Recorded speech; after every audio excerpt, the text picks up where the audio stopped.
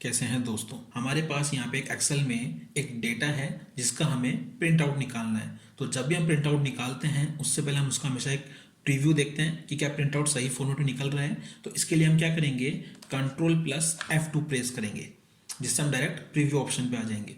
Preview option पे हम check करेंगे डेटा हमारा सही आ रहा है, हेडर आ रहे हैं, डिटेल सही आ रही है, सब चीज़ सही आ रही है। ये हमारा जो प्रिंट है वो 2 पेज में निकलेगा। तो हम सेकंड पेज को भी चेक करेंगे, सेकंड पेज भी ठीक है, लेकिन यहाँ पे एक मिसिंग हो रहा है एक पार्ट कि यहाँ पे हेडर नहीं आ रहे हैं, जिससे हमें पता नहीं चलेगा कि ये क्या है। ये तो हमें पता है लेकिन मैक्सिमम डैशबोर्ड्स में पता चलता नहीं है।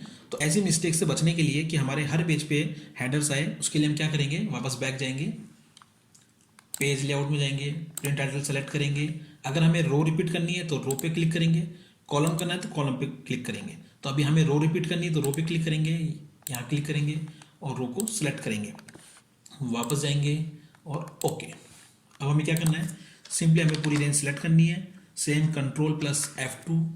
अब देखिए क्या वो आ रहा है ऑप्शन, देखिए अब हेडर हमारे रिपीट हो रहे हैं। तो इस तरह हम हमारे हेडर्स को रिपीट कर सकते हैं।